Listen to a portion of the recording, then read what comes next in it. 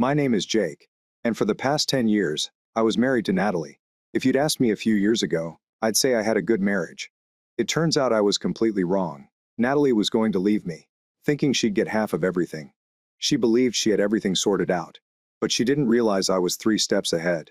I suppose, if I am being honest, Natalie and I did not always have a horrible relationship. When we initially met, she was kind and attentive. Back then, I got the impression that she was proud to be with me. However, with time, things changed. She started picking on me. At first, I dismissed it as humorous and mocking. But then things got worse. She'd compare me to other men, coworkers, friends, and strangers. Why can't you be as ambitious as James? Do you see how Kevin takes his wife on vacations? Must be nice. Frank always knows how to fix things around the house. You should learn from him. It was always somebody else. Someone is taller. Someone richer. Someone better. I knew that everything I did was never enough for her. If I worked late, I was not earning enough money. If I got home early, I didn't have enough motivation. It was a waste of money to buy her things. Otherwise, I would be neglecting her. There was no victory. Trust me, I tried. The only reason I didn't leave sooner was because of our daughter. I wasn't going to let my child grow up in a broken household if I could avoid it. So, I stayed. I put up with the passive-aggressive behavior.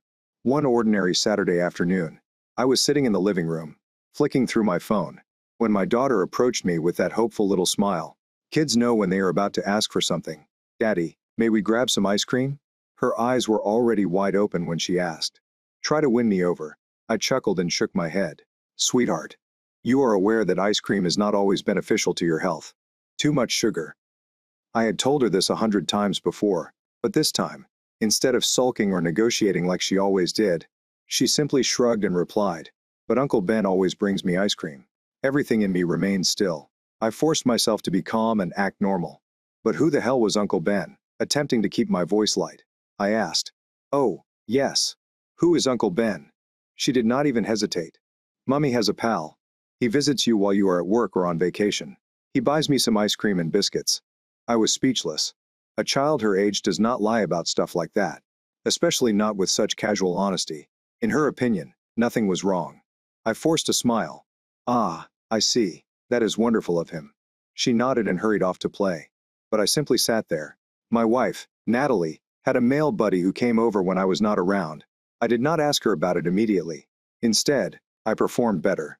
When I started paying attention to Natalie's behavior, I observed a few things. She was leaving the house much more than normal, always pretending she had an errand to run. But she would be gone for several hours. Trips to the gym that somehow took half a day. Unexpected plans with buddies. She had never mentioned it before. And any time I asked simple inquiries, such as "Where did you go?" or "Why did it take so long?" she grew defensive, as if I had no right to even ask for her phone, which raised another red flag. It was always set to silent and flipped face down on the table. She'd take it with her everywhere, including the bathroom. If it rings while we're in the same room, she'd quickly pick it up and walk away before answering. It was evident she didn't want me anywhere near her phone, and the few times I glanced over, I noticed her rapidly swiping notifications away, as if she didn't want me to know who was texting. That was new. We'd never had secrets before, but it felt like she was hiding a completely different life and attitude from me. It was as though she had flipped a switch. Every little thing I did annoyed her. She started picking arguments over minor issues, and I sensed something peculiar. These disputes usually appeared to occur immediately before she needed to get some air, or step outside for a moment. She seemed to be looking for an excuse to leave the house, and the easiest way to do so was to make me the bad person, despite the fact that I had never suspected her of cheating. I continued to try to fix things. I attempted to ask her what was wrong, if she was upset, or if something was bothering her, but she always shut me down. But once I noticed these tendencies, I stopped asking. One night, I sat at the desk in our bedroom, trying to take notes. When I noticed my pen had run out of ink, I looked about for a replacement. And that's when I noticed Natalie's handbag open on the dresser. I reached inside. My fingertips brushed against something little and plastic. I pulled it out without realizing it was a prescription bottle. At first, I barely noticed what I was holding. The medication's name didn't sound familiar, so I grabbed my phone, entered it into Google, and within seconds I had something. The medicine was intended to treat sexually transmitted illnesses. I hadn't seen Natalie in months. If she took this, it could only imply one thing. Natalie was sleeping with someone else. I heard the water turn off in the bathroom.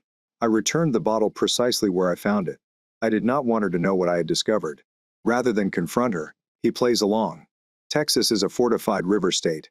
This means that if I could establish her infidelity, she would not just lose her alimony claim. She may even have to pay me damages. That realization altered everything. Rather than reacting, I chose to set a trap. The first thing I did in the days that followed was to hire a divorce lawyer. Someone who specialized in situations like this. He explained exactly what I needed. Proof that could stand up in court. That's when I hired a private investigator. It took more than a month before the PI returned with results. And his findings validated my suspicions. She wasn't simply cheating. She was brave about it. There were images of her meeting this person in various places. But this is the worst part. She had the audacity to bring him into our house. Yes, you heard that correctly. While I was at work, she would invite him over. The pie included timestamps from images and videos of the guy's automobile, parked in front of our house on several occasions. At that point, all feelings I had for her were gone. This was insulting. Then there was our daughter. I've always believed she was neglecting her, but now I realized just how horrible it was.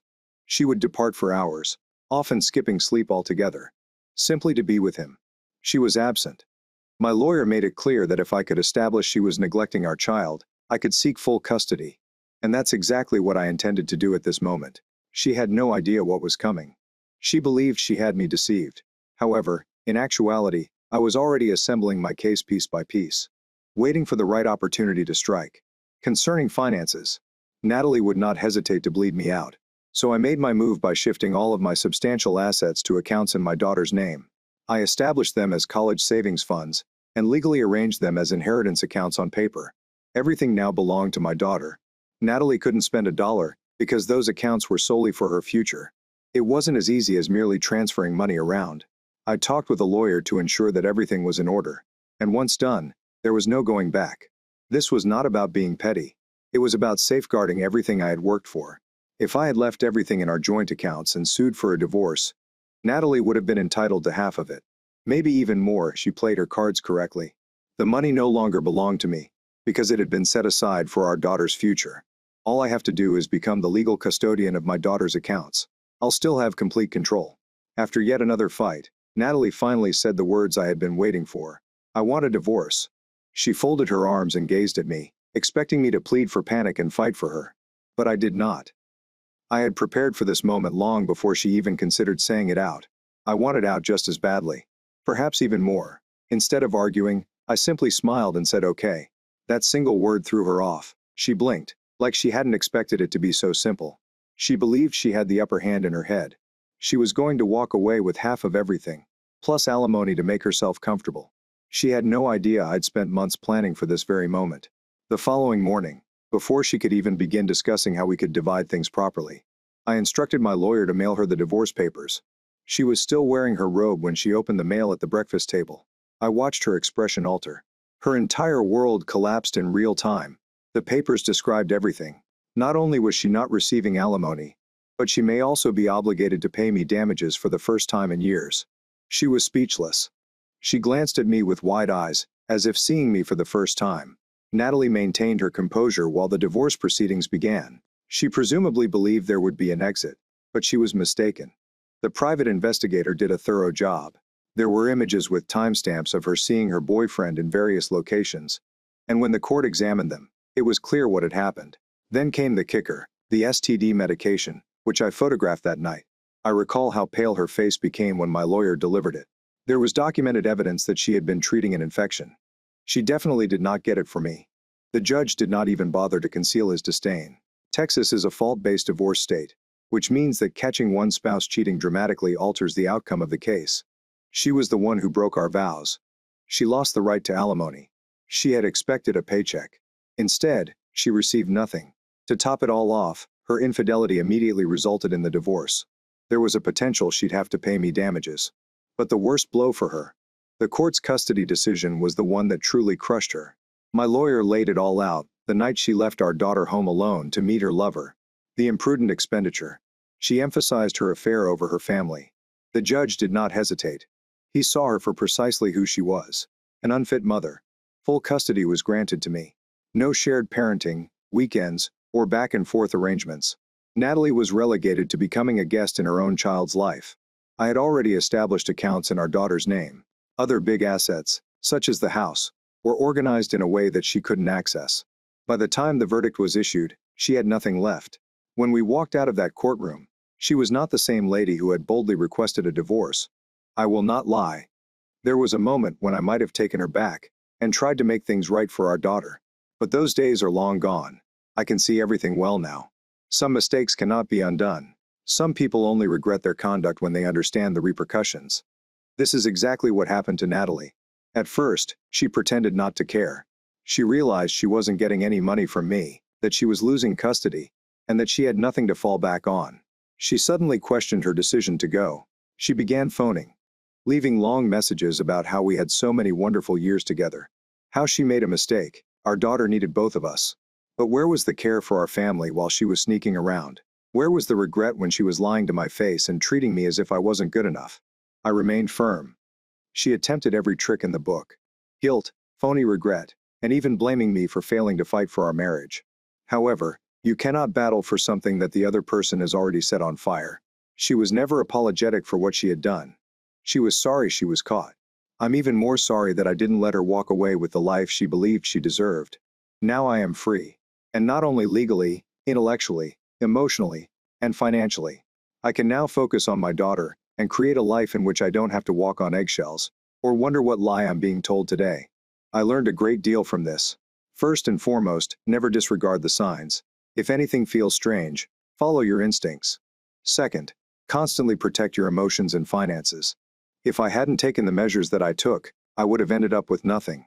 Third, some people will only appreciate you after they realize they can no longer take advantage of you. So, what do you all think? Did I handle the situation correctly? What would you have done if you were in my position? Please let me know in the comments. Remember that she thought she was playing me. It turns out she was portraying herself. Here's the next story 3 days ago. I was sitting on the couch, reading on my phone, with my daughter Mira sitting beside me, clutching her tablet. She was having troubles with an app and handed it over to me, asking for assistance. I wasn't a technical expert, but I did my best to troubleshoot her settings. That's when I realized it. A notification displays toward the top of the screen. A message from a group chat called Family Only. Normally, I wouldn't have looked twice, but my name appeared right in the preview. Curiosity got the best of me. I tapped it because what I saw made my stomach turn. He's just a pushover. Kenan had stated that he would do nothing. Brianna, take more while you can. Her sister answered, accompanied with a laughing emoji. I concentrated on the text, tightening my fingers around the tablet. My breathing stopped, and my heartbeat pounded in my ears. I scrolled up to read more of their messages. They were taunting me, as if I were an idiot who couldn't see what was happening right in front of me. And they weren't just talking about me. They were discussing my money. I scrolled further. Home remodeling. This is something I've never seen happen. Emergency expenses did not exist. I had worked for this money, disappearing into thin air. My heart raced against my ribs as I put together the parts. They have been doing this for years. Kenan was the woman I married. The woman I'd spent my life with was treating me like a walking ATM. Her sister and mother were immediately there to encourage her. They are treating me like a fool. Too weak to fight back. And the worst part? They were right, because I hadn't noticed. Perhaps I did and didn't want to believe it. I turned my head slightly toward the kitchen, where Kenan was humming to herself as she poured a glass of wine. As if nothing in the world could bother her. As if she hadn't spent the last few years stealing from me and laughing about it. My attention wandered to our wedding photograph on the wall. A frozen moment in time when I believed she actually loved me. Has she ever? Or had she been calculating this from the start? My fingers tightened into fists, but I didn't say anything. I didn't call her out. Instead, I simply smiled, handed her the tablet, and left the room since they assumed I would do nothing. This was their first mistake. I walked up the stairs, my mind racing. Every step felt heavier than the last. In my office, I shut the door and sat at my desk, staring at the computer. I felt fire in my chest, but I forced myself to remain calm. Getting upset will not change anything. No. This needed to be addressed correctly. My fingers moved quickly over the keyboard as I opened my bank accounts. My jaw constricted. With each transaction, I checked hundreds of dollars not only for so-called house renovations or emergencies, but also for personal shopping, trips, and costly gifts that I had never received before. The betrayal was a slow, creepy sensation that made its way up my spine. I'd worked so hard for this family. I had done everything I could to assure Mira's safety and Kuhn's independence from want. And this is how I was reimbursed. I sat back in my chair, staring at the ceiling. I wasn't just mad. I was done. But I wouldn't lash out. I wouldn't storm downstairs and yell. No. They expected me to do exactly that. They assumed that I was predictable. They assumed that I was weak. They assumed they could continue to steal it, and that I would never intervene. That was going to change because I intended to do something. Something they didn't expect. I unlocked my drawer and pulled out a small notebook. If I wanted to play this game, I would need a strategy. Step 1, gather evidence. Step 2, keep note of every single dollar. Step 3, find out what more she was hiding. If Keegan was willing to lie about this, what else may she have been lying about? A harsh laugh emerged from my throat. They had underestimated me and were about to regret it. I didn't erupt. I didn't throw my laptop across the room or run downstairs to confront Keegan. It would have been too simple for her. I'm not sure if she expected me to yell, bang a few doors, and then carry on like a naive fool. She was about to receive something else. Instead, I took a far bigger risk. I stayed quiet. I took up the phone and called the one person I knew who could help me without getting emotional. Graham. He was a longtime friend, but, most importantly, he was a great lawyer. He'd seen far too many guys get caught off guard in divorce court, leaving with nothing while their wives walked away with everything. When he responded, I got straight to the point. I need your help. I spoke, my voice steady despite the bubbling rage beneath the surface. It's Keenan. There was a slight gap before the sigh. Tell me everything. So I did. I told him about the group chat, the messages, and the stolen money. I told him that I had already gone through our bank records and identified abnormalities, money disappearing under false expenses, and transactions that did not correspond. When I finished, there was silence at the other end of the line. Graham let out a low whistle. Jesus is a dude. This is not a simple betrayal. This is financial abuse. The word struck me like a blow to the gut. Financial abuse. I have read about it previously. Stories of men who were bled dry by their spouses, only to find too late that their marriage had been nothing more than a money transaction with the person they believed they loved. Now that was me. I'd spent years hurting my back for this family, working additional hours, skipping vacations, and saying no to things I wanted, because I believed I was sacrificing for something greater than ourselves. But was there no us? There was just Ken and the people she thought she could persuade to help her drain me dry. I tightened my grip on the phone. Tell me what to do. I stated, I want this handled correctly. Graham did not hesitate. First things first. You don't tell her you're observing her. He emphasized that you need time to assemble everything. The more evidence you have, the better your chances of success in court. And trust me, it will go to court. I nodded. Even if he is unable to see me. What else? Graham said you needed to dig deeper. If she is bold enough to steal from you openly, she is usually hiding something else. Open whatever account she has access to, including credit cards and joint savings. You need to know how much she took, where it went, and whether she's hiding it somewhere you're not aware of. I was already reviewing our financial documents before he finished speaking. And one more thing, Graham added. Who's the dude in the black SUV? I froze. What? Mira mentioned something to me last week. He clarified that she was referring to her mother's acquaintance, who pays you visits at work sometimes. She added that he drove a massive black car. My pulse slowed and contracted. Mira initially said it, and I hadn't given it any attention. Could mean a lot of things. And Keenan was friendly. She had friends, clients, and acquaintances whom she encountered on occasion. But now I wasn't sure. While I was at work, a man in a black SUV paid me a visit. Graham's voice was quiet. You should figure out who he is. I swallowed the lump in my throat. I will. We hung up, and I sat for a long time, staring at my laptop screen. The bank records stayed open, tempting me with each false transaction. However, there was another issue to investigate. I opened my email and forwarded a request to an old acquaintance, a forensic accountant with more experience than me. If any funds were hidden, I'd find it. Then I went to work and installed a security camera. I placed it outside our house, near the driveway. It's a small, unobtrusive key that you wouldn't notice. She had been overconfident. She was too comfy in her lies for me to bother observing. But I was. I was watching everything.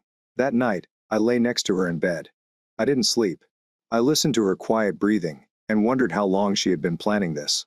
How long had she been looking me in the eyes, kissing me, and telling me she loved me, despite the fact that she was taking away from me. And the worst part, I was still unsure if she had ever truly loved me. I awoke early and was still groggy when I got out of bed and walked downstairs to check the security stream on my phone. Nothing yet. By the time she got up, I had coffee brewing. As she walked in, I sat at the kitchen table, claiming to be skimming through the headlines while yawning. She kissed my cheek as if she hadn't just laughed about robbing me blind with her sister a few days earlier. I have a busy schedule, she said while pouring herself a cup. I may need to move some money around for home repairs. The roof is starting to leak. I kept my expression neutral. The roof wasn't leaking. I had the inspection report from 2 months prior, but I simply nodded and sipped my coffee. Please tell me how much you need. Her eyes barely moved for a second. A test. She was checking to see if I'd picked it up. I kept my face smooth, unreadable. She smiled. And with that, she felt she had won. That afternoon, when I left for work, I parked a few blocks away and waited. An hour later, a black SUV pulled into my driveway. I tightened my hold on the steering wheel while watching the security camera footage on my phone. The footage captured everything. A man stepped out of the black SUV. Tall. Well-dressed. He looked around. Cautious, but insufficient. Then he came up to my front door, used a key to enter, and told me everything. It wasn't just business. This was not your typical client or casual acquaintance. This was personal. I sat for 2 hours, watching. When he finally went, I zoomed in to examine his features. I didn't identify him yet, but I will soon. I breathed gently, my mind already anticipating the following steps. This wasn't only about a wife who betrayed me. This was about a lady who thought she could replace me, which I couldn't forgive. As I drove away, one thought stayed in my mind. They assumed that I was weak. They assumed that I would do nothing. They were wrong. In 3 days, they'd realize how mistaken they were. The next morning, I awoke with a new vigor. Neither rage nor frustration. Those sentiments were overly simplistic. Too simple to waste on them. No, I sense purpose now. Clarity. Key. And thought I was foolish. She assumed she had me just where she wanted me. Unaware of the necessity for trust. Too weak to recognize what was happening right in front of me. But now, I now held the upper hand. I spent the morning going through my typical routine. I had done it 1,000 times before. I prepared myself a breakfast after lunch. I kissed her forehead. Dropped her off at school. Keon had already left. Running one of her errands, which, if I had to guess, meant meeting him. The man in the black SUV. I'd watched the security film numerous times the night before, memorizing every detail. The way he carried himself. He used this key to get into my residence. He walked inside without hesitation. That was not the behavior of someone attempting to sneak about. No. This dude was content. Too comfortable. I parked at the shop, but instead of going inside, I pulled out my phone and handed Graham the clip.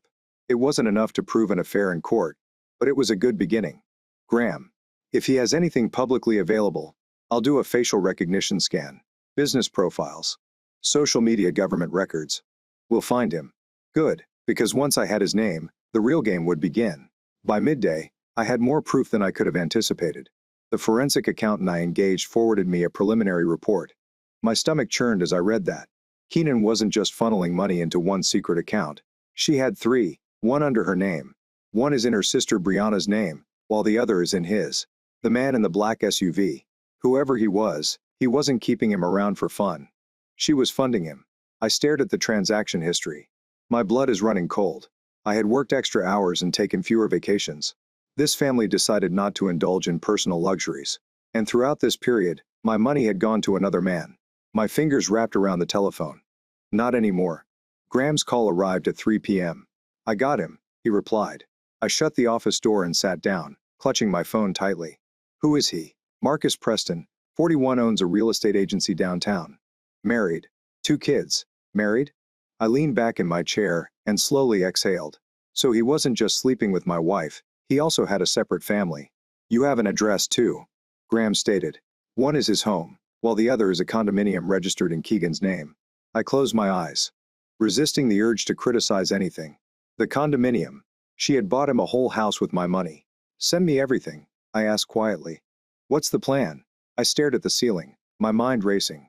For the time being, I replied, I'll let them think they've won. Because if Keegan thought she was going to walk out of this unscathed, she had another thing coming. That night, I returned home as if nothing had happened. Keegan was already present, standing in the kitchen and thumbing through her phone. I leaned on the counter, studying her. She did not flinch. She was so sure of herself that I didn't notice. I smiled. How was your day? She barely glanced up. Busy. You understand how things are. Yeah. I knew she had not inquired about my day. She never did it again. I looked into her purse and saw her phone, which was open to her messages. I caught a glimpse of the name, Marcus. I took a sip of my drink to hide my wrath, thinking about taking a weekend trip. I talked lightly. Work has been stressful. Her gaze flickered upward. Oh, I nodded. Yeah. Maybe somewhere calm. I saw it. The slightest hesitation. She was doing a mental calculation. If I were away for the weekend, she would have unlimited authority. She smiled. That sounds great. You deserve a break. I think I did. That night, I reviewed the security footage again. Marcus didn't stop by, but she stayed up late messaging. I already knew. What about? I had one more move to make before bed. I sent Graham a message. Pull everything on this man's wife. I want to know who she is because she has just as much to lose as me. And if Keegan thought she could influence me, she didn't realize who she was dealing with. The deeper I dug, the worse things became. He didn't just send money to Brianna. She was hoarding it. A different bank account, fictitious credit cards, and transactions I never approved. Then came the real deceit. Late that night, Keegan had gone to bed. I sat in my office, reading her financial records. The numbers were not deceptive. Over the previous 2 years, more than $40,000 just vanished from our joint account, transferred to a second account in her name. That, however, was not what stopped me. This was the last series of transactions. 2 wire transactions, one to Brianna and the other to Marcus Preston. I stared at the screen, my fists tightening. So it was not just my money. She was stealing. She was paying him and sustaining his life. I slumped back in my chair, attempting to slow my breathing. It wasn't only about money anymore. She wasn't just laughing at me behind my back. She was planning something. Something bigger. I opened another tab. Graham had emailed me a story on Marcus Preston's wife. Her name was Danielle, and she was 39, stay-at-home mom, 2 children, ages 10 and 7. According to the photographs Graham provided, she appeared to be the type of lady who, like me, was unaware that her husband was living a second life. I exhaled softly and looked at the ceiling. I had all of the evidence I needed to demolish Keegan in court, but I was not going to use it. Not yet, because one piece of the puzzle remained unfinished. What the hell was she planning? I didn't have to wait long to find out. When I came downstairs the next morning, Keegan was already in the kitchen. She was on the phone, speaking in that low, conspiratorial tone she used whenever she thought I wasn't paying attention. I didn't have to guess who she was talking to. Brianna. I poured myself a cup of coffee while pretending to be unaware. No. He hadn't noticed anything. She was saying he was still foolish. I drank slowly while watching her. Yeah. I will move the rest by the weekend. His bonus will arrive soon, so I only need to remain patient for a little longer. I clamped my fingers around the mark. How about his bonus? She waited till my job bonus arrived before making her final move. Then Brianna giggled on the other end. It was loud enough that I could hear from across the room. Brianna recommended withdrawing the money first. You earned it after dealing with his lousy ass. Keon laughed. I understand. He's fairly predictable. I could tell him I needed money for anything, and he'd just hand it over like a puppy. I glanced at her, and my stomach wrenched. It was not an error. This was not a hasty decision she took out of desperation. This was premeditated. She had been planning it for years. I swallowed the bitterness in my throat and looked away, as if I hadn't heard anything. I let her finish her call and enjoy her coffee, as if nothing had happened. Let her kiss my cheek before going upstairs to get ready for the day. Then I sat at the kitchen table, gazing at the steam rising from my unfinished coffee. I had everything I needed and intended to take her down in 24 hours. The rest of the day was a blur. I performed my part beautifully. She smiled when she spoke to me, laughed when appropriate, and sent business emails as if everything was fine. Keenan was so confident in her idea that she didn't realize I had already moved. She was not aware that I had filed for divorce earlier that morning. She didn't realize I'd frozen our joint accounts. She had no idea I had hired a private investigator to expose Marcus Preston, nor that I had an emergency meeting with a forensic accountant scheduled for tomorrow morning. She thought she was in control. She thought she was winning that evening. She came downstairs grinning, as she usually did when she wanted something. Hello, babe, she said softly, leaning against the counter. I need you to transfer $5,000 to my account. It's for a business idea I'm thinking about.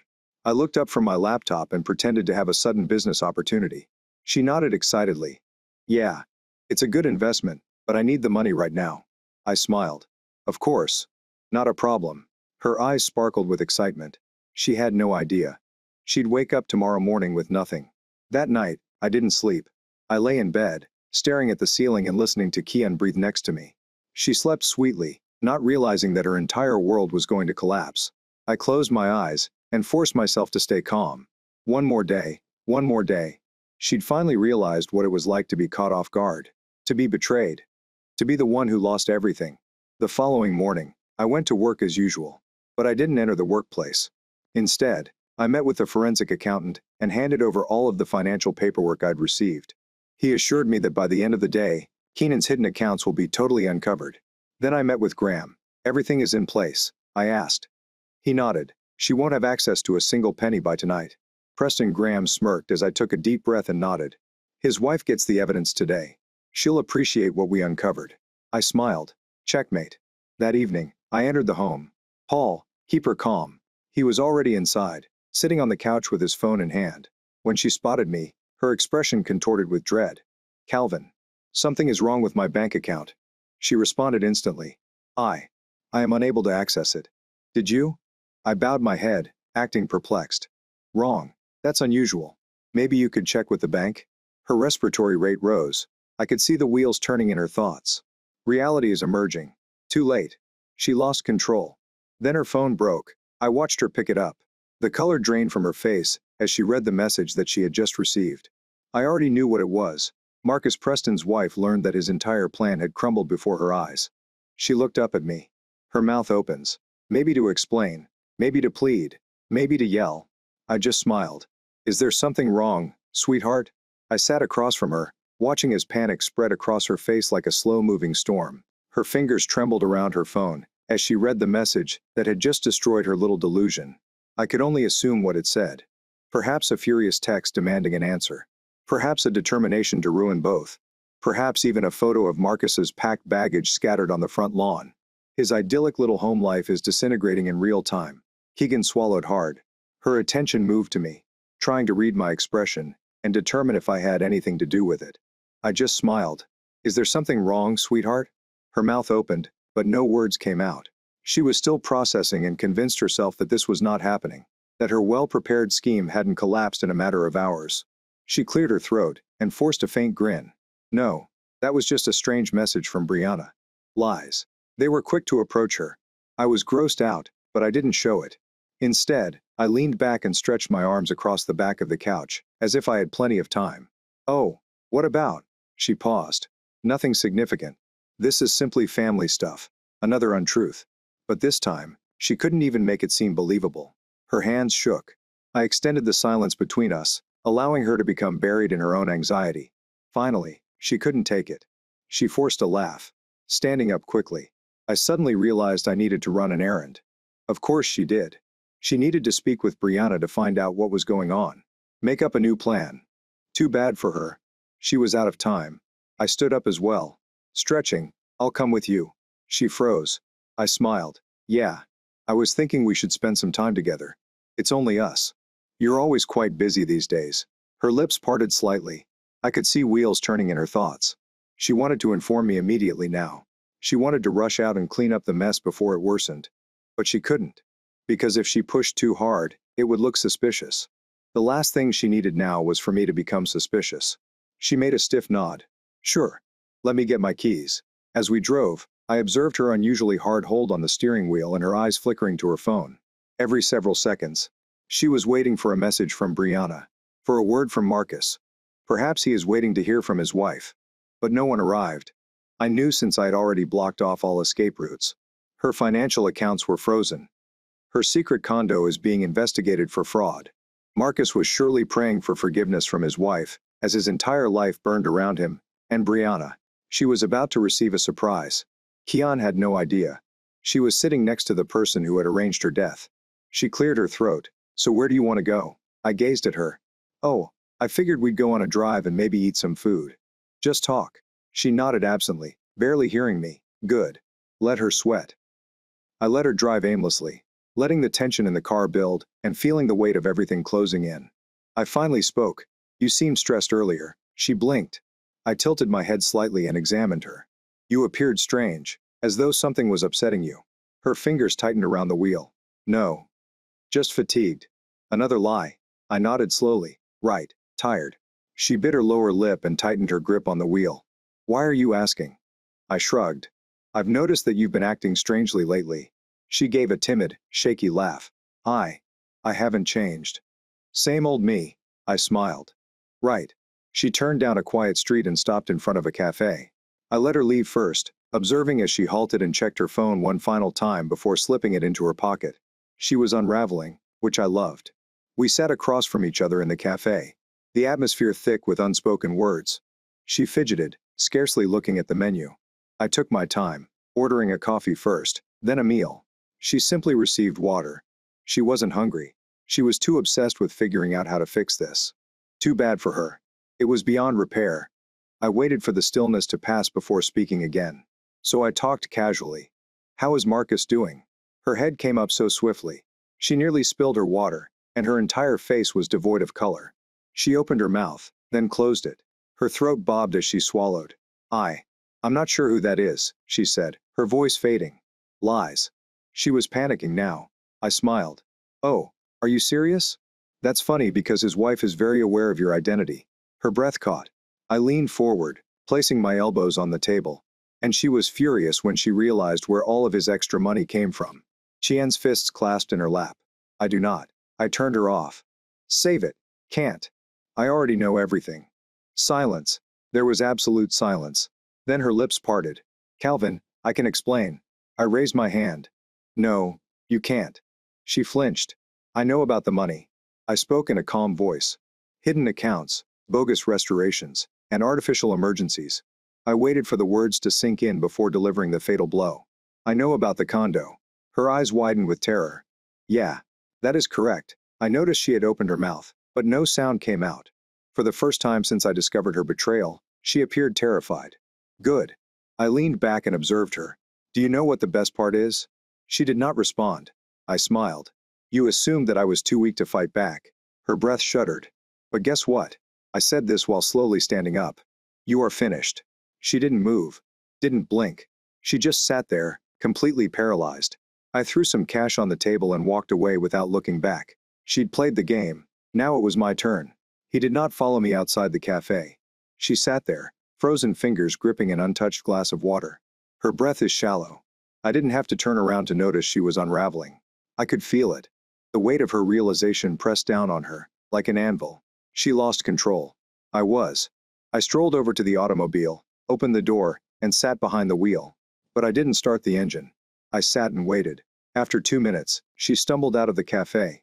Her steps were quick and frantic, as if she was trying to keep herself together but failing terribly. She threw open the passenger door and slid into her seat, holding the edge so hard that her knuckles turned white. I did not look at her. I didn't need to. I could hear her swallowing back the panic and trying to catch her breath. Finally, she uttered barely above a whisper, Calvin, please. I exhaled lightly while holding the wheel. Please. What? She turned to me, her eyes wide and imploring. Please clarify. I finally looked at her. Her face was pale. Her lower lip shook, but I felt no sympathy. Not even an ounce. I thought about the messages I had read.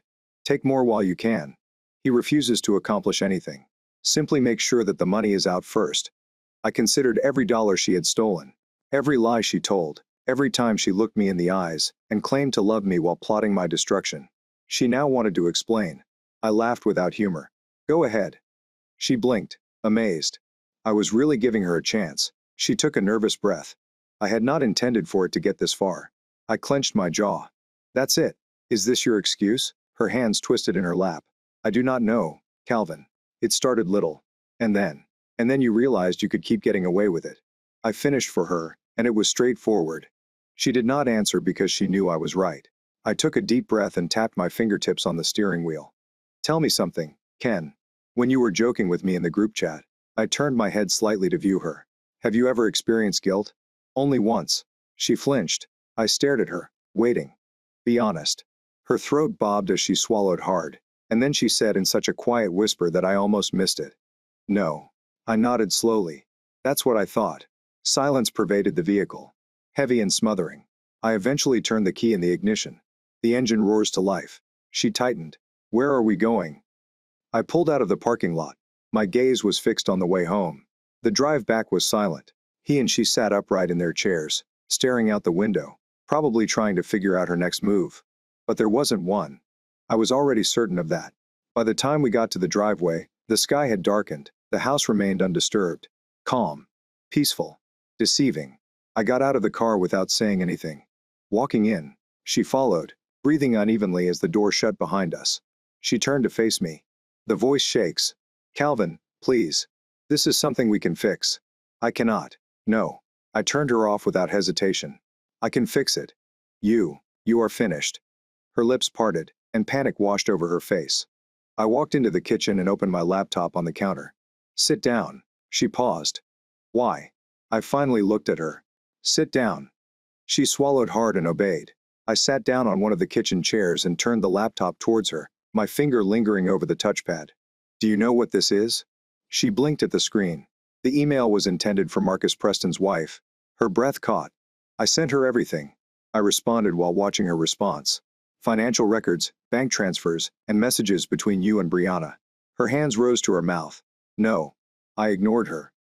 She is aware of the flat, the money, and the little games you and Marcus were performing behind her back. He shook her head, and her eyes filled with tears. Calvin, you. What? I snapped and leaned forward. I didn't expect to accomplish anything. Her shoulders heaved, and a sob came from her lips. I saw her break down, but felt nothing, because I had already given her all of my emotions. Now all I cared about was justice. I pulled out an envelope and slid it across the table. Is this for you? She hesitated before picking it up, and her fingers trembled as she opened it. Her face wrinkled. Divorce documents. I replied calmly. I filed this morning. Her breath came out in fast, frenzied gasps. Please, she begged Calvin. Please don't do this. I made a mistake. I tilted my head. No. You made a choice. Her mouth opened, but before she could say anything, her phone erupted. She grabbed it. Her hands are still shaking. I already knew what it was. She had just been locked out of her accounts. She has access to my money. Gone. Marcus's condo was taken because of fraud. An investigation is ongoing. Her entire world was dissolving in real time, and there was nothing she could do to stop it. I took a step back, watched her disintegrate, and felt the consequences of her actions. Did you believe I was a pushover? I responded quietly. You thought you could bleed me dry and walk away like it was nothing. Tears streamed down her face. Calvin, I love you. I laughed. A bitter, empty sound. No, you do not. You enjoy money. You appreciate power. But that's me. You gave up on me as soon as you realized I was only used for my income. Her shoulders shook. Please. I will repair it. I will give everything back. I raised my hand and turned her off. No, you won't. I turned away and grabbed my keys off the counter. I'll come back tomorrow with my attorney. Until then. I looked over my shoulder. I recommend that you start packing. Her face twisted in shock. What? I stepped outside onto the porch and absorbed the cool, crisp night air. It was refreshing. I turned around one last time to see her tear-filled eyes. This house. I spoke in a calm voice. This is mine. Then I shut the door behind me, leaving her to drown in the consequences of her own decisions. I didn't turn back as I headed to my car, but I could hear her inside, her terrified, muffled sobs echoing through the walls of the house she once thought she could steal from me. That was the difficulty with people like her. They never thought they'd lose. They were not prepared for the consequences. I got into the driver's seat, gripped the wheel, and took a slow, steady breath. The reality of what I had just done washed over me. Not regret, not sad, just relief. It was over. For the first time in years, I was not the target of manipulation. I wasn't the fool sitting in the dark as my wife drained me dry, convinced she could laugh behind my back and get away with it. No. This time, I was the one who pulled the ropes, and she had nothing left. I started the engine and drove out of the driveway, leaving her alone with the shards of her broken world. I did not travel far. I drove about for a while, letting the excitement diminish and clearing my mind. City lights blurred by as I mentally repeated everything. Every lie. Every piece of stolen money. I had previously overlooked every instance of dishonesty. How long have you been planning this? How long had I been involved in a non-existent marriage? The thought should have hurt, but it didn't, because I finally comprehended reality. And now? Now I was free. My phone vibrated in the cup holder. I gave a downward gaze. A message from Graham. Graham Preston's wife just went nuclear. You should see it. I smirked. Pulling into a parking lot before clicking on the link revealed that it was a social media post. A long and ferocious one. Danielle Preston to everyone who thought my hubby was a great guy. Think again. For years, he has stolen from our family, lying in my face and sneaking around with a woman who thought she could replace me. So I hope they enjoy being broke. Marcus presently owns nothing. Divorce documents were filed. Locks are changed. His bank accounts are frozen. Oh, and you might want to check your credit cards, honey. I let out a low whistle. Damn. She did not waste time. I read through the comments, where her friends and family expressed their support. Some roasting Marcus and Keegan for their blatant incompetence. Then there was Marcus himself, desperately attempting to remark and explain. But Danielle had already blocked him. I shook my head, laughing under my breath. This was more incredible than I could have dreamed. He felt she was playing the long game. She had no idea I'd turned the board on her. And now? Now she was dealing with more than just me. She was dealing with a woman who had recently had everything taken from her. If anyone was angrier than me, it was Danielle. I stayed outside for a few hours, letting Keenan stew in her anguish. It was nearly midnight when I got home. The place was dark. I walked inside and locked the door behind me. The sole light came from the living room, where Keenan slept curled up on the couch, knees hugged to her chest. She looked up as soon as she heard the door close. Her face was pale. Her eyes were red and puffy from crying. She'd waited for me. Good. I threw off my jacket, set my keys on the counter, and gulped hard. I didn't expect you to return, I scoffed. This is my home. She flinched. I passed her and headed to the kitchen. I am pouring myself a drink of water. I took my time, allowing the silence to pass before turning to face her. She sat there, hands clasped in her lap, staring at me. How long have you known? She whispered. I took a slow sip of water. Long enough. She shut her eyes and exhaled shakily. I never meant to hurt you. I let out a dry, humorless laugh. Yes, from where I am standing, it appears that you did. She shook her head. I do not know, Calvin. It started small, and I didn't know how to stop. I leaned on the counter, watching her. That's the best justification you've got. Her eyes welled up with tears once more. I was terrified. What are you terrified of? I snapped. I'm terrified to find out. Are you worried about losing your comfortable little lifestyle? I'm worried about not having Marcus to fall back on. She flinched at his name. Marcus was a mistake. She whispered. I scoffed. Marcus was an investment. She opened her mouth, but nothing came out since she knew I was right. I shook my head. You're just sad you got caught. She did not contradict it. She just sat there, staring at the floor, her entire body drooping as if she'd run out of ways to lie, manipulate, and twist things in her favor. For once, she had nothing further to say. I didn't either. Not anymore. I turned and started heading toward the stairs. Calvin, please. She choked out. Please let me know what happens now. I paused at the bottom of the steps and looked back at her. I have already told you. I responded calmly. You start packing. She took a sharp gasp. But what about Mira? My jaw clenched. Mira did not deserve to be embroiled in this mess. Her eyes filled with new tears. I can still be a good mother. I sighed quietly, my patience fading. We'll let the court decide. A little sob escaped her lips. I turned away and took the stairs. 2 at a time. I'd have complete custody docs ready by next week. Be out of my house by next month. And she'd be nothing more than a bad memory. She felt she could take anything from me. She thought she could win. But now she understood what it meant to lose. The next morning, the house felt different. This was not attributable to any physiological changes. The furniture stayed the same. The sun shone through the blinds in the same lovely, golden way it always did. The perfume of Keegan's expensive vanilla candles lingered in the air. But something was different. The power balances altered for the first time in years. I was in control. I awakened early, as I usually do. However, unlike previously, I did not have to tiptoe around. I did not have to worry about waking up. I didn't have to act like a loving, oblivious spouse, going around the house without hesitation, making coffee, checking my emails, and planning the next steps with my attorney. He hadn't come downstairs yet. Good. Let her stew. Allow her to feel the repercussions of her own decisions. It was around 9 o'clock when she emerged. She stepped warily into the kitchen, as if she were in enemy territory. She appeared to have not slept.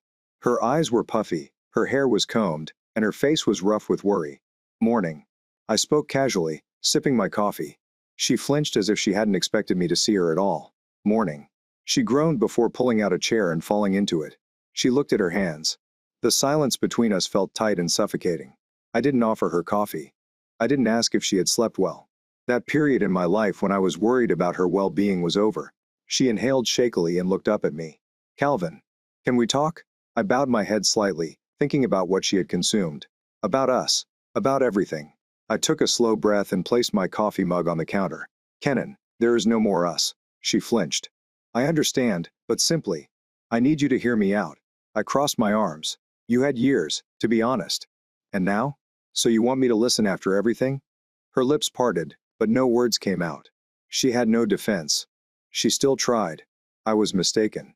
She whispered. Her voice sounded thick with emotion. I'm aware of this. I let Brianna get inside my thoughts. I agreed. I interrupted her with a sharp laugh.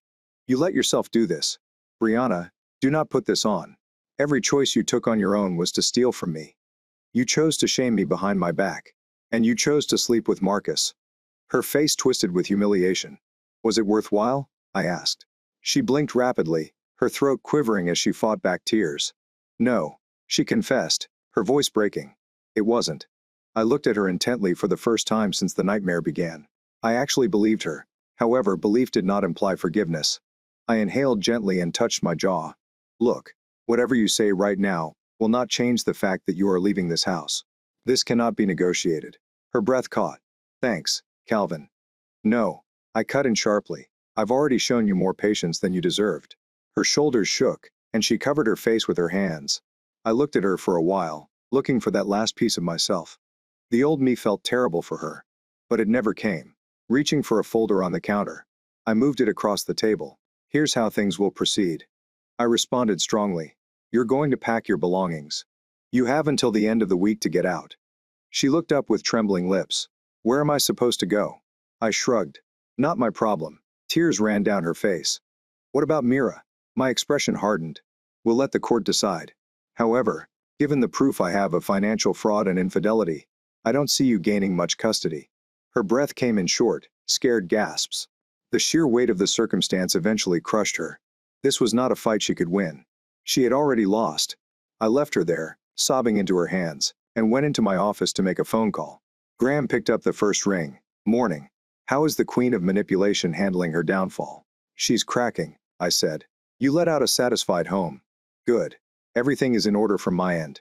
Divorce papers have been filed, and because she no longer has access to your accounts, she will not be able to drag this out much longer. I flopped back in my seat, and Graham laughed. Marcus is finished. His wife didn't just freeze his accounts. She went after his business. The word has already spread, and many of his clients are leaving him. I smirked. Poetic justice at its finest. I appreciate you, man, I said. Anytime. Please let me know if she tries anything. We hung up, and I sat for a while, looking out the window. The sun was shining. The world was moving on, and so was I. I couldn't say anything for the remainder of the day. She floated through the house like a ghost, suddenly realizing this wasn't just another horrific quarrel to end with empty promises. This was real. This was happening. By the next day, she had started packing. She attempted to be careful, as if moving slowly would persuade me, but it didn't. Each box she filled contained a reminder. This house, this life, it was not hers to take. And Mira didn't deserve to see this.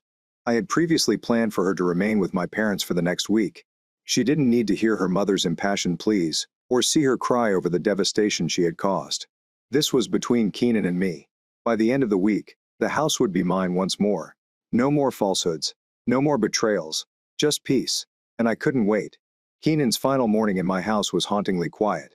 I arose before dawn, as I often do, but for the first time in years, I didn't feel burdened by pretense. There was no need for small talk. There's no need to pretend everything was perfect. Everything wasn't fine. However, for once, everything happened just as I had intended. I sat at the kitchen table with my coffee, listening to the faint sounds of her going upstairs, the creak of closet doors, and the soft thump of boxes closing. She was packing. She eventually acknowledged that she no longer belonged here. Good. I had been patient. I had been more than fair. Now it was time for her to depart. Mira was already gone. I'm staying with my parents for a week. She figured she was only visiting. There was no reason to expose her to the devastation her mother had left behind. I wanted the transition to go as smoothly as possible for her, me, and Quinn. I didn't give a damn. I leaned back in my chair and took another slow sip of coffee as I heard her footsteps down the stairs. She lingered at the bottom, as if unsure whether she should enter the kitchen or not. I did not look up. Do you have your suitcases packed? I asked casually. She swallowed audibly. Yes. Silence stretched between us. I could tell she was standing there, perhaps expecting I would say something. Anything that shows I've altered my mind. Perhaps there was a way out of this. There wasn't. I drank another cup of coffee before finally looking up. Khan was a disaster. Her eyes were bloodshot from sobbing. Her face was pale. Her normally stunning hair was twisted from days of stress and sleepless nights. For the first time in our marriage, she seemed little and defeated. But I was no longer the man she could persuade. I tilted my head. Do you have anything on your mind? She shifted. She rubbed her arms. I just. Her voice wavered. I am not sure where to go. I inhaled through my nose and placed my drink down. Not my problem. Her lips twitched. Calvin, please. I recognize that I made a mistake. But can't we know? Her breath caught. I stood up, crossed my arms, and gazed at her. You've had a week to figure this out. Can't. I don't care where you go. Stay with Brianna. Book a hotel. Hell, go to Marcus. Assuming his wife has not put him out on the street. She flinched. I shook my head. But you're not staying here. Tears filled her eyes. I don't have anywhere else. I laughed without humor. You should have thought about it before trying to take advantage of me. Her hands curled into fists. I never planned for it to get this far. I got closer to my eyes. You have been planning this for years. Can't you calculate each move? Money, condo, and lies. The only reason you're upset right now is that you lost because you spilled over. But I felt nothing. I'd already conveyed every feeling I felt. There was nothing left for her anymore. She wiped her face, shoulders trembling. You were expected to behave predictably. I gave a soft chuckle. That's where you went wrong. She sniffed. Do you really dislike me? Is it so much? I tilted my head, thinking about what she said. Hate? No. Hatred was an overly strong emotion, and Keegan was no longer worth my emotions. I do not hate you. I've finally said it. I just don't care about you anymore. Her breath shuddered. I nodded toward the door. Your Uber will come in 10 minutes. She paused. Can I at least say goodbye to Mira? I shook my head. You lost it when you placed money over your family. Her face collapsed as she took in a short breath. I took a step back, letting her process what had happened. Then he said nothing more. I was moved by her and climbed the steps. I did not look back. 10 minutes later, I heard the door open and close. I didn't walk downstairs to watch her leave. I didn't need to. I was already aware that she was gone. As I perched on the edge of my bed, I took a gentle breath and ran my fingers through my hair. It was over. For years, a weight had been bearing down on me. Gone. Lies and betrayal. The constant feeling of being used. Gone. For the first time in quite some time. I felt something near to serenity. I let out a slow breath, allowing the silence to settle on me. Then I smiled. Because, for once, I'd won. The house seemed weird. Not just because Keegan had departed, but because her presence, the weight of her lies, and the suffocating treachery that had festered in every room, had finally eased. For the first time in years, my home was completely silent. It lacked the echoes of hushed conversations or the persistent sensation that something was awry. This time, being silent felt great. It felt right. I stood in the doorway of the bedroom, looking around. It was now mine. Not just the house. My life. For so long, I had existed in her world. A world in which I was only a stepping stone. Where I was. Only to learn her lifestyle. Where my goodwill was misunderstood as weakness. Not anymore. I took a slow, deep breath before exhaling steadily. Then I started working. The first thing I did was strip the beds. I yanked off the sheets. How about the pillows? Hell, even the stupid comforter. The thought of spending another night, wrapped in the same fabric that Keon had slept in, made my skin crawl. I dragged everything downstairs and tossed it in the trash pail outside. The closet key came next, and most of her possessions had been removed, but a few forgotten items remained. Empty hangers from her fancy dresses, a perfume bottle on the top shelf, and a pair of heels put into the corner. I didn't hesitate. Everything went into a trash bag. Nothing remained of her after I finished. There was no trace that she had ever lived here. There was no sign that she had previously stood in front of that mirror, admiring herself before walking out the door to meet him. This home was now mine. All of it. After cleaning. I made a call. Graham picked up the first ring. Tell me you have finally slept. I smirked. Like a baby. He chuckled. Good. You deserve it. He paused before continuing. How does Keegan interact with the real world? I sighed and stroked the back of my neck. Not my concern anymore. Correct. It is not. I could hear the satisfaction in his voice. It wasn't only a victory. This was justice. I leaned on the counter, letting the victory sink in. How is the legal position currently? Graham hunts. Consistent with the evidence we collected. She doesn't have a leg to stand on. financial fraud, adultery. Even the forensic accountant found problems in her tax returns. If she thinks about going after you, she's merely digging herself deeper. I smirked. Perfect. What about mirrors? He asked. The smirk softened. She is currently with my parents, but I am seeking full custody. Graham didn't hesitate. You will receive it. I nodded and looked at the now clean kitchen. That afternoon, I changed the wedding photo that had been hanging in the living room for several years. Gone. I removed it off the wall and stared at the image for a long time. We had been happy once. At least, I thought we had been. But perhaps I was also mistaken in that regard. Maybe Kenan never truly loved me. Perhaps she enjoyed what I had to offer. Perhaps I had been too blind to perceive the difference. I flipped the frame over, pulled out the photo, and threw it away. Then I modified it to something different. A picture of Mira on me. A reminder of what's really important. That night, I sat on the porch, a drink of whiskey in hand. The stars were out. The air felt refreshing. And for the first time in a long time, I felt relaxed. No more falsehoods. No more betrayal. No more allowing yourself to be manipulated by others.